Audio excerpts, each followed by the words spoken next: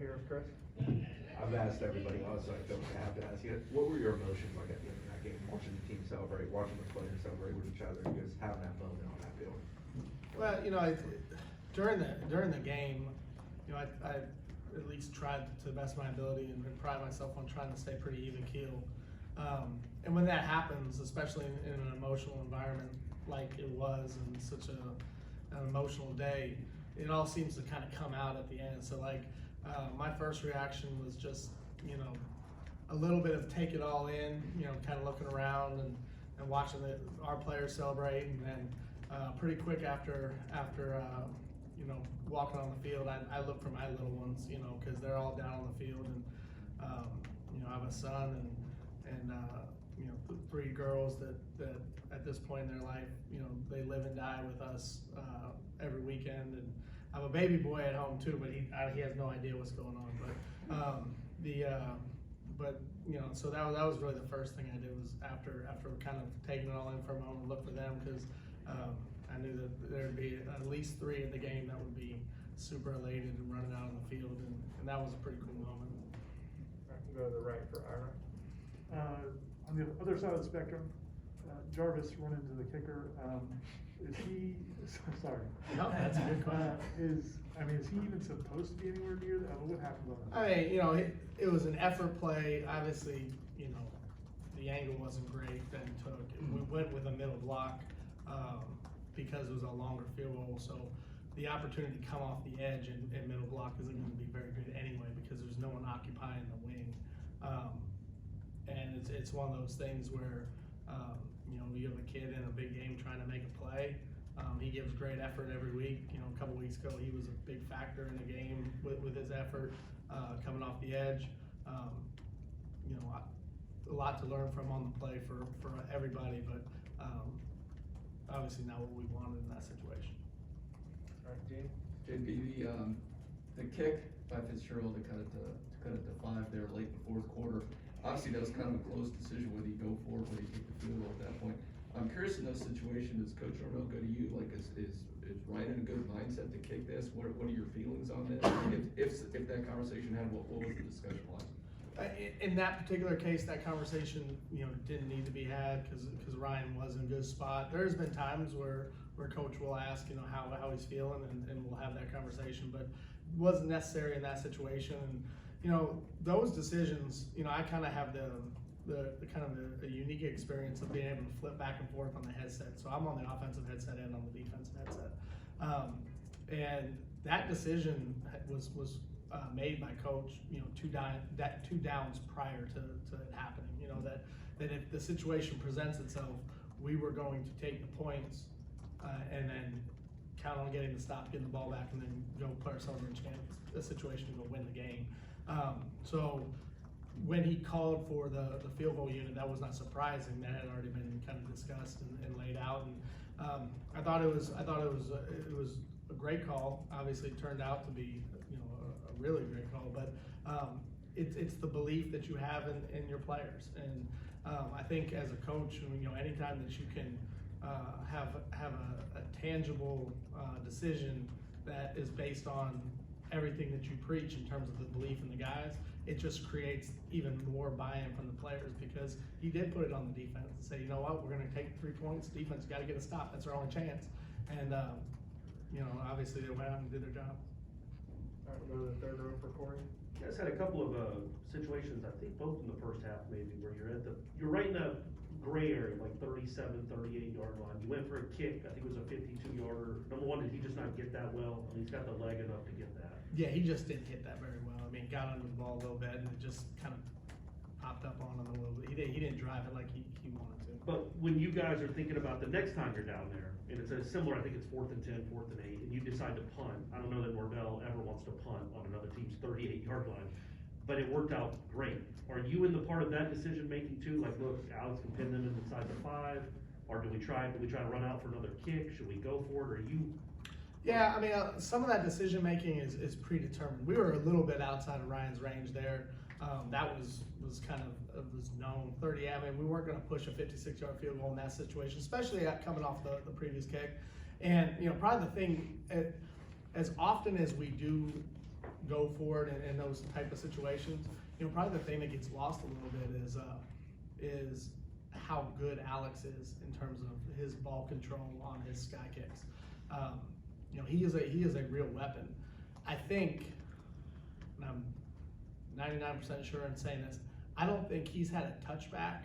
No, I'm not going to avoid as I say this. I don't think he's had a touchback since the Georgia Tech game to open last season. And so, you know, that kind of ball control and having the opportunity to control field position is critical. All right, next will be Aslan in the back right corner. What is left to say about Jermaine Johnson? Was that like a Mount Rushmore performance for you in terms of watching somebody that you coach? You know what, it's been really great to watch his development and his growth since he's gotten here. You know, he came in with a mindset that he was going to make the absolute most of the opportunity that he had here. I wasn't sure in the beginning, you know, what that meant from the team perspective, you know, but very early on, and I think I've shared this before, very early on in the winter conditioning workouts, he started to show signs of leadership and wanting to lead. And, you know, that's not easy for a guy coming in as a senior with all new guys trying to take that role. And he's consistently done it throughout the course of the year. And I think this game in particular was really important to him because I think he wanted to leave some kind of mark on having a legacy at Florida State. Other than just being a good player who racked up some pretty significant statistics, I think he wanted to have something that people here, whether he's only here for a year or not, would remember him by. And to have his last game at home be a performance like that, because the play that I'm going to remember more than any of the other things is on the 3rd and 4 when he's playing on the left side of the defensive line and he's making the tackle on a flat route for us to get the ball back. I'm going to remember that. I'm going to remember how emotional he was on the sideline when Jordan Travis scored, because he played about as well as he could have played, and when we were able to punch it in at the end, that was real, you know, emotion in every way. And at that minute, you know, draft status or awards or recognition had nothing to do with anything. It was really just about us finding a way to win as a team. And I just have a high level of respect for who he is and what he's about and how he's approached this year. All right, next will be Brendan over here to your left. Following up on that, you mentioned Jermaine's work and leadership in the winter conditioning program. Can you talk about what that looks like when you first realized that he was someone who was totally committed to not just himself but this program? Well, you know, our winter conditioning program, which we call you know, tour duty, is I mean, it's a grind. I mean, it's a mental and it's a physical grind. You know, that is created to put guys in adverse situation, and he just the way he approached the work. You know, anytime you go into a new environment, there's a little bit of a sense of uncertainty in everything that you're doing. And just from the first day, he was the guy who led and was out in front on the runs and the sprints. And, you know, I always think it says a lot about who you are based off of where you get in line to do a drill. You know, are you a guy that hangs in the back and watches everybody else kind of and figures it out, or do you jump to the front and are you willing to go first, even though you might not even really know what you're doing? And he's always been a guy that jumped in the front of the line. And you know, that's a small thing, but that's not something that I take lightly, because you know, when you're the new guy, you know, to just step in the front, that says a lot about who you are and what your belief in yourself is. And he's had that approach since the very beginning. And you know, heck, there could have been times that rubbed people wrong, and he never, ever, ever wavered from what he wanted his role to be. And I was just so happy for him, because he was able to kind of see a culmination of a lot of work and have team success in that game the other day. All right, we'll go back to Ira. Coach Fuller was talking about some of the times in practice when he and Fabian and some of the guys, you know, they want more work, they want more challenges, they want to run plays back when they don't go well. What is that group's leadership, that whole defensive front, what do you think that's doing for the young guys, the Patrick Paytons and the, you know, Josh Farmers, to see what those guys do every day?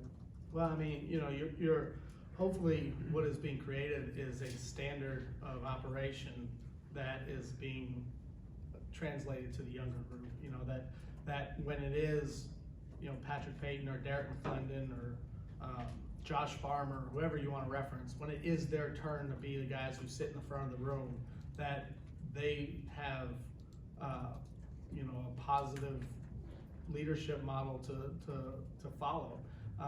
And I think that's how you build things within a program is when your best players and your you know, most talented guys, which, you know, we're pretty talented up front, are also workers. And you know, that's how you create that standard of how we approach practice, how you approach the meetings, how you approach the game day. And you know, when we bring in the next recruiting class, that just got to continue to develop, and that's how you grow a program. All right, next will be Aslan in the back corner. I'm not sure if you've been able to watch BC, but they just seem to run under center a lot more than you see this sort of day and age, you know, two tight ends, sort of ace formation. Is this gonna be kind of like an uglier, dirtier work kind of game for the defensive ends? Well, you know, it's going to start for us as a defensive front that we have to stop the run, which is something we talked about as a defensive line unit yesterday, and that they're super excited about. You know, we feel like we're pretty good in that area, and you know, it's going to be a great challenge because they run the ball well. So it's going to be, something's going to give. And you know, we got to be physical. We know it's going to be a little bit colder, a little bit more of a fall football environment than maybe we're used to down here. And we're going to have to go up, strap it up, and get after it. And it's going to be a violent, physical football game. But I don't think from a defensive front perspective we want it any other way. All right, Corey. How nice was it to get a, excuse me, a good break on not catching a punt? I mean, that ball is about a half yard from being down at the 1 yard line. Did you talk to him afterwards about, because I think he hit it to 16. Yeah, yeah. The last The punt. last punt, yeah. yeah. So you know, obviously we caught a huge break in the game there. You know, we decided, you know, I decided that in that scenario, with it being 4th and 1 or 4th and 2, we wanted to go punt safe, which left our defense on the field. Which really, it doesn't present much of a return opportunity for us in the return game. And anytime it's in a punt safe scenario, if you feel like if the returner feels like the ball has a chance to hit and roll, we're going to take that opportunity. If he feels like it's hung up so long and they've done a good job getting down the field, that's when he tries to catch it, anything that's from the 7 and out. So it was a judgment call based on, you know, the kind of the rotation of the ball and the velocity of how it's coming down. And we were very fortunate. And when people say this is a game of inches, it really can be. And you know, that was a big play to be able to start that series at the 20 yard line for sure. All right. I'm curious what your thoughts are on, it seems like, particularly in that game, but in other games as well, it seems like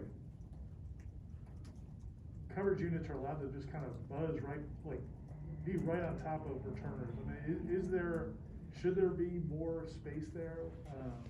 And then what's because it seems like that factors into the decision. If somebody's crossing somebody's face right as the ball's coming, Sure. You know, how do they handle it? Well, we got the one kick catch interference early in the game where they did run into Pokey. You know, I thought the second one later with Trav was really close. You know, it's like anything. You know, I think the referees always do the best job that they could possibly do, and just like pass interference or holding or anything else like that, there is a judgment call to it. You know, and you know, when rules are points of emphasis, they tend to show up more. And you know, it hasn't been called very much, the kick catch interference, but when there was contact made, they made the call. So you know, I'm good with that. You know, we can always protect ourselves with a fair catch, and you know, that is something that obviously we continue to stress with our guys. All right. Thank you, Coach. Thank you. Thanks. Appreciate it.